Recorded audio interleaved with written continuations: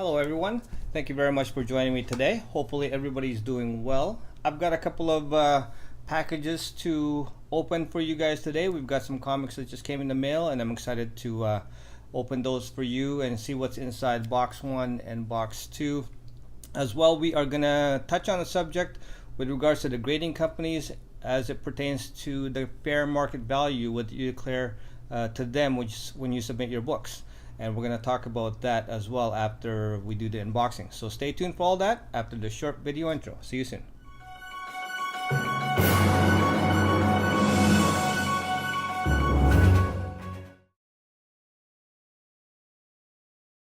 All right, welcome back. Thank you for joining me today. Comic Sniper here, bringing you another couple of comic book unboxing.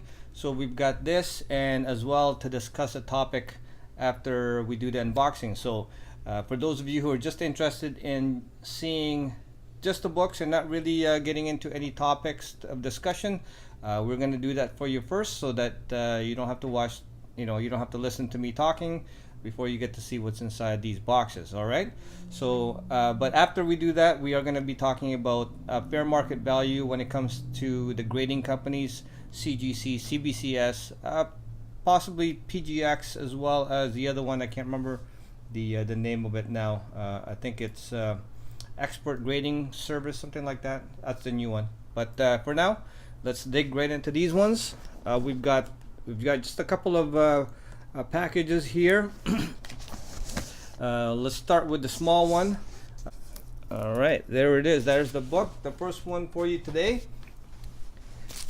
and that is Captain Marvel #1. And now this isn't a first appearance or anything. This is one of the reboots, but it is I believe this is the first one where she's no, sorry, that I'm thinking of something else, sorry. But this is this one is an important issue as well, and this one has climbed in value. And let's see if we can get a little bit closer. And there we go.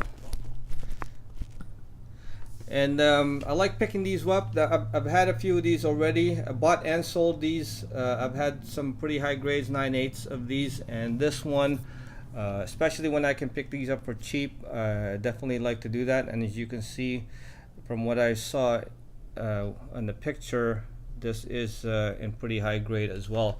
There is what looks to be a crease right there that looks like it's breaking colors. So if that is the only one, it might pass for a 9/8, otherwise a 9/6. So this one I didn't pay a lot for this, definitely, but we'll see if I inspect the rest of the book and it turns out to be worthwhile. I might just be a good candidate to send in for grading. All right, so that's the first one, and then the second one is this bigger box.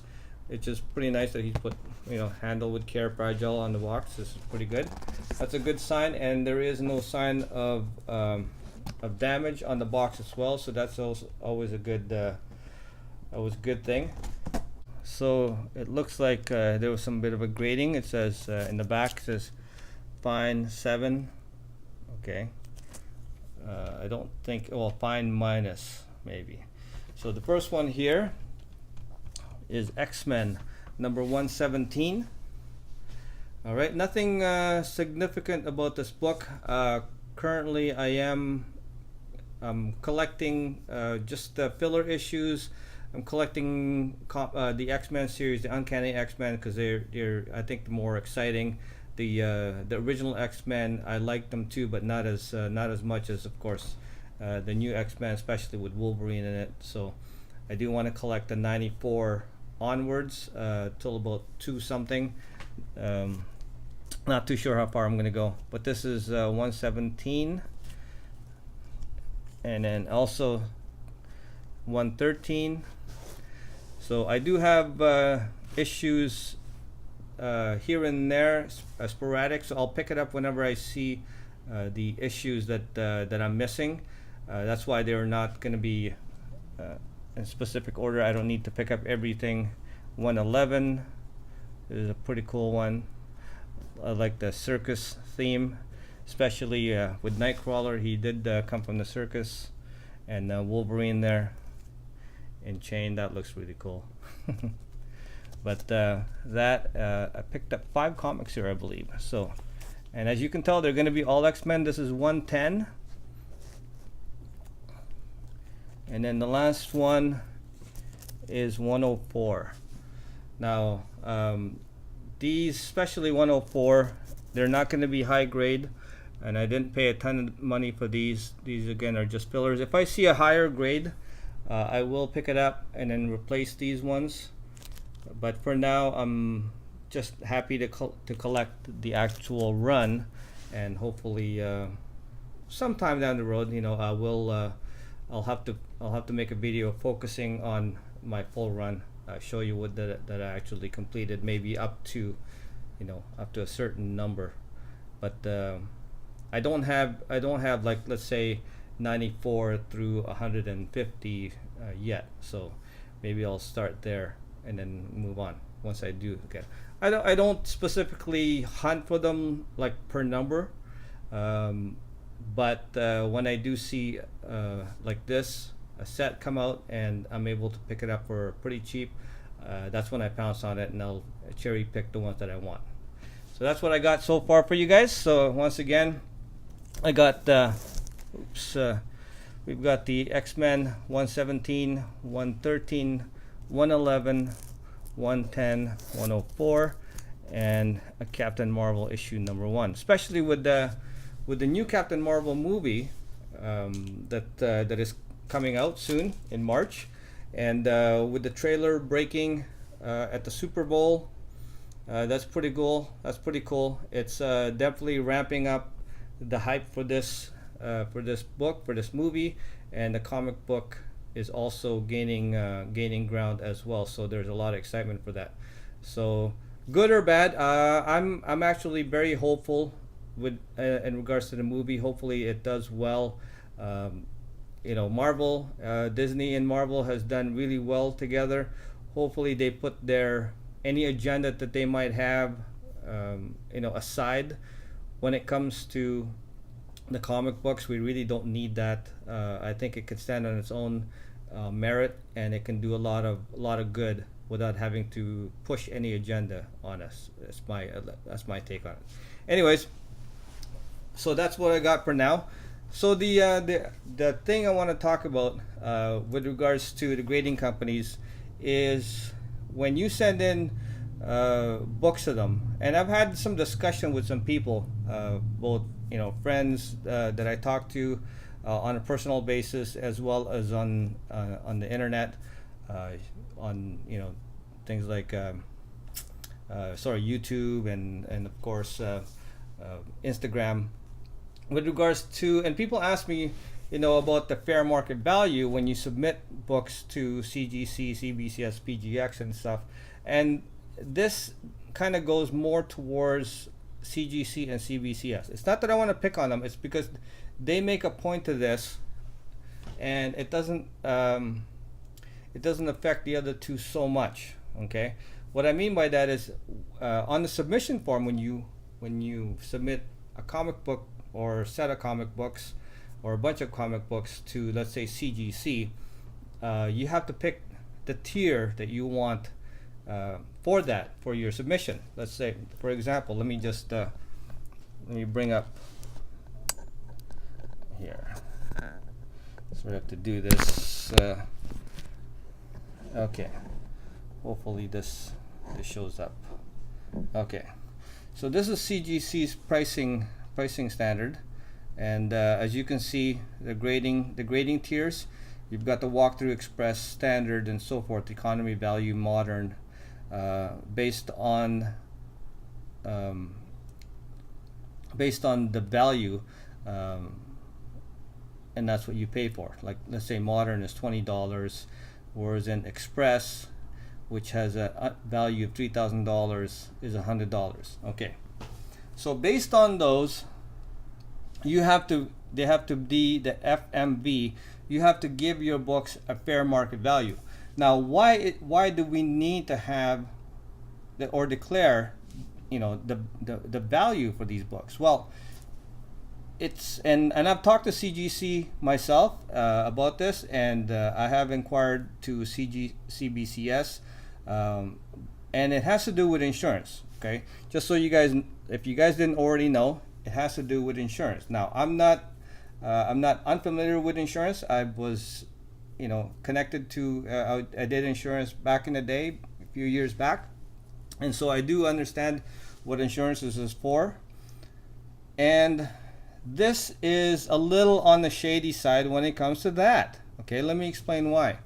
Because when you declare your value, okay, and CBCS is no different, and theirs is even expressed here. I don't know if you can see it. It says, in the event, this is in red. Okay, when it comes to when you go to their pricing page, it says, in the event that CBCS at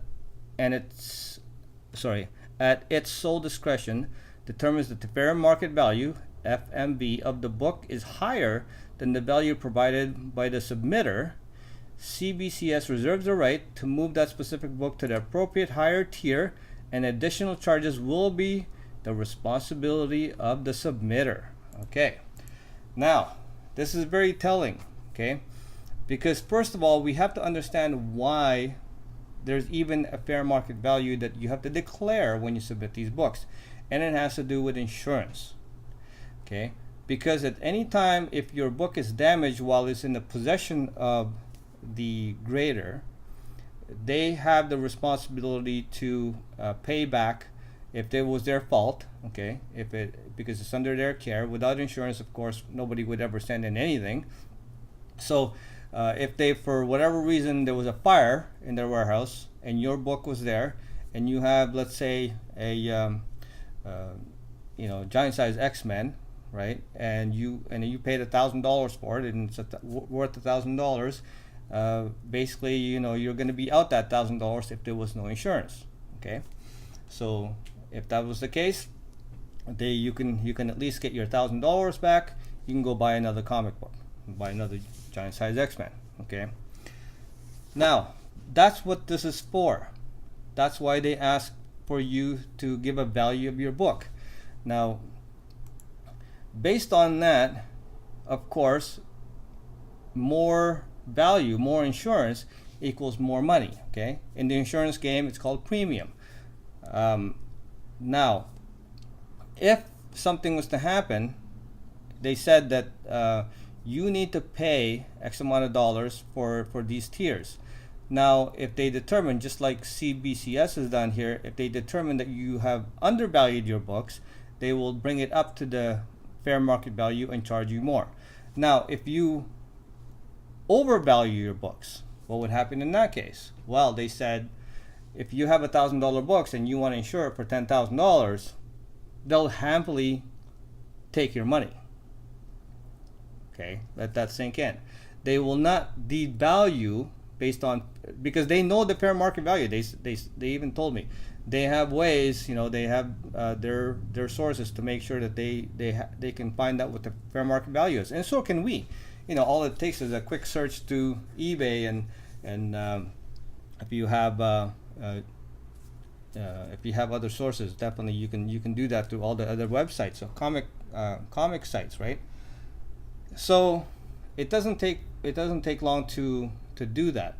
But if you want to insure your comic book for more, in case, because insurance is only if something happens. If nothing happens, then they do nothing. Insurance does nothing, and the premium you pay, the insurance that you pay for that is theirs, right?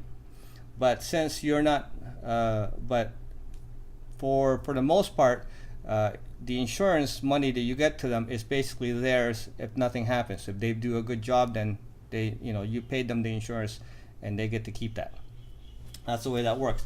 So that's why if you want to go ahead and claim that your book may be worth $5,000 where it's only worth $500, well, in case something does happen to your book, well, now you get more, right?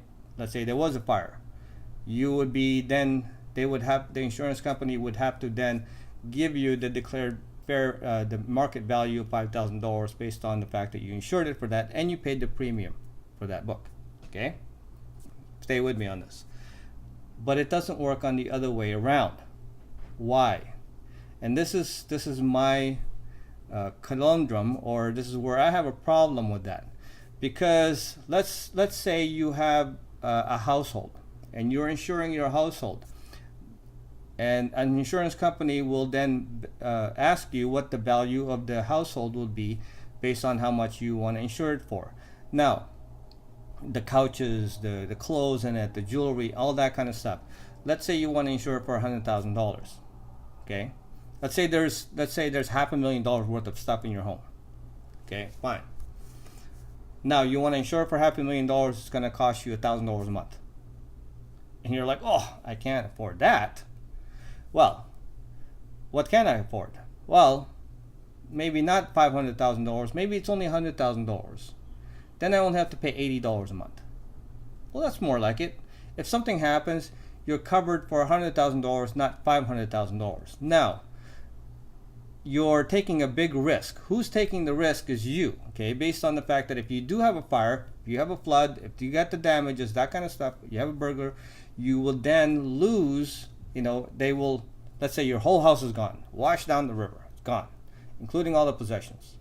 The content of your house is then insured for $100,000, not $500,000, based on your declared value of what you want insured. You're not actually insuring everything piece by piece of that house, of your house. Catch with me so far? Okay, now compared to CGC or CBCS, every year that the premium has to get paid, or every month it has to get paid, the insurance company does not come into your house and go, by the way, we noticed that the rest of your house is not insured, which means you have $500,000 worth of stuff here, but you're only insuring it for $100,000. We think you should pay more based on the fair market value.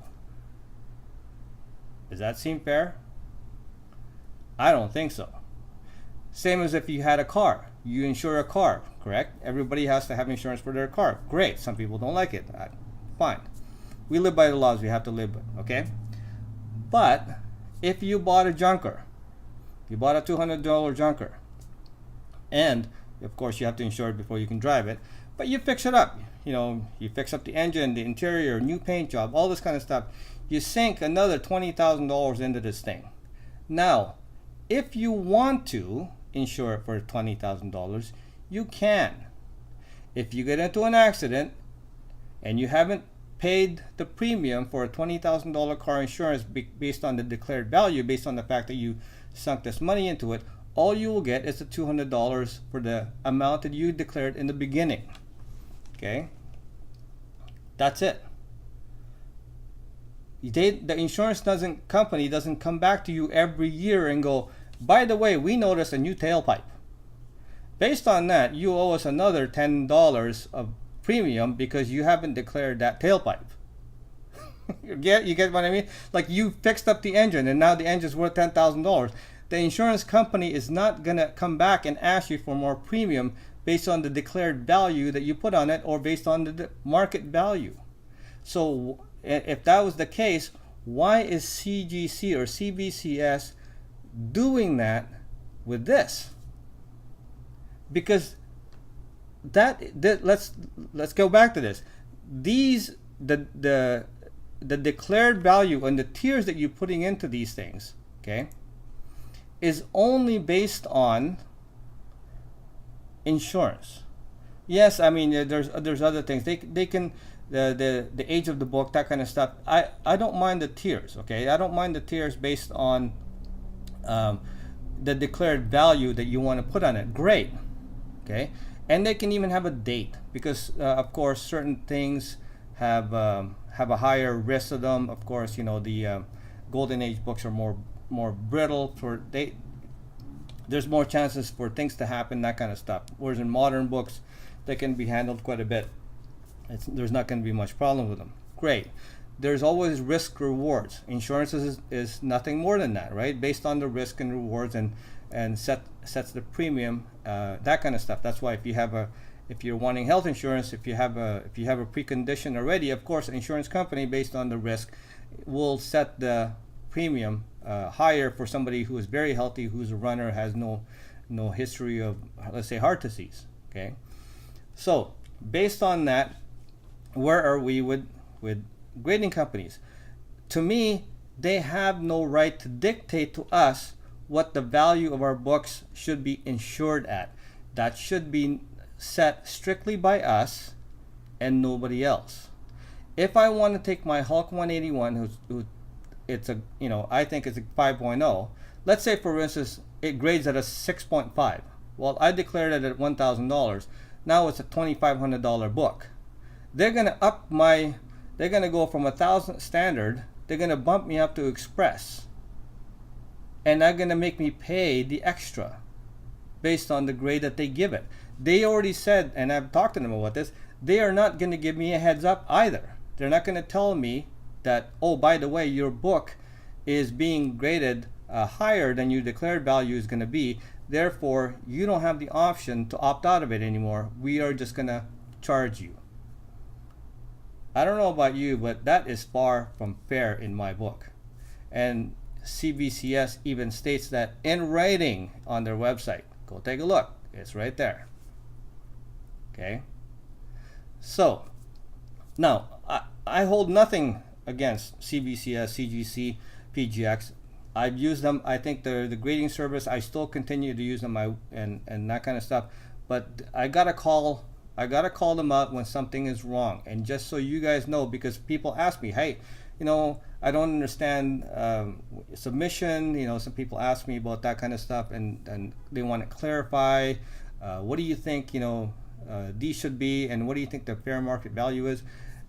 You know what? Whatever you put down, it's not up to you. It's up to them. Now they can up your insurance value based on what they want a piece of it. Because basically all they want is they want a piece of they want a piece of the action of what you have. Basically, the higher the grading, right?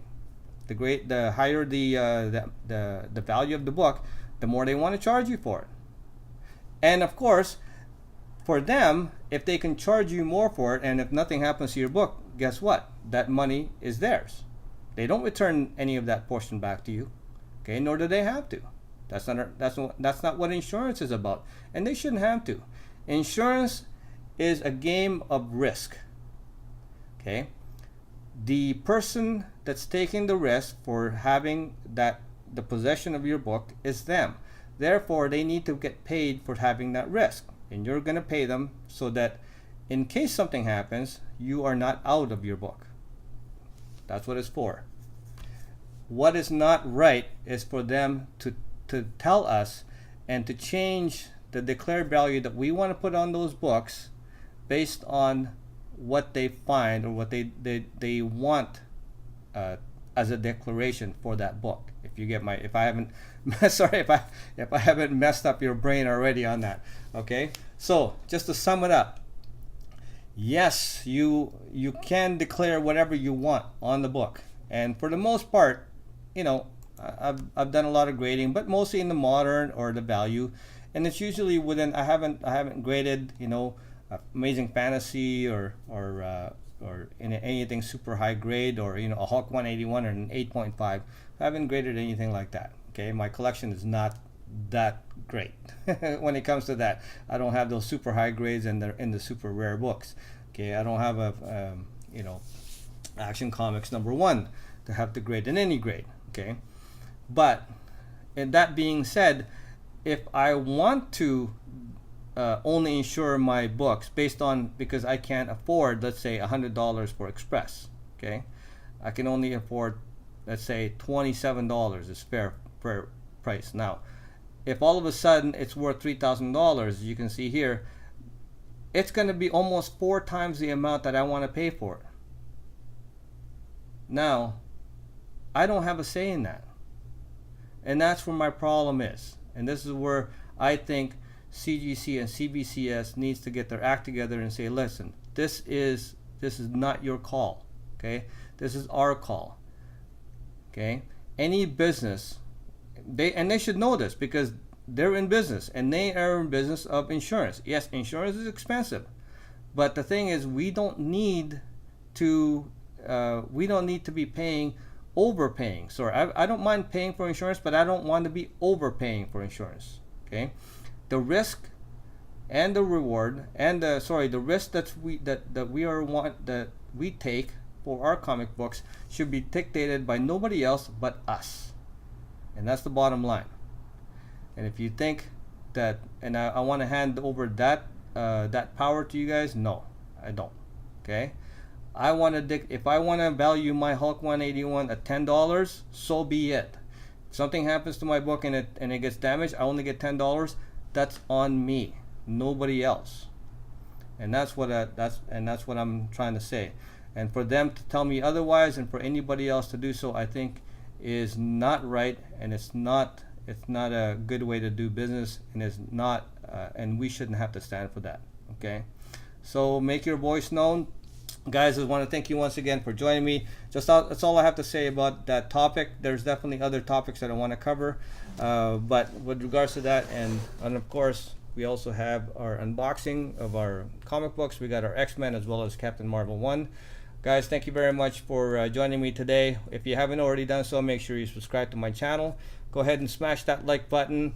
As well, ring the notification bell so you don't miss any of my videos in the future. And guys, thank you very much for joining me. Join the comments down below. Tell me what you think. Tell me your experience on that, and your, what you've done in the past as far as whether you're when you submit books to CGC. If you're one of those people who don't care to have your books slabbed, that kind of stuff, well, this is not for you. Okay, so we already know your stance on that, and if you don't like to have your books graded, then that's great.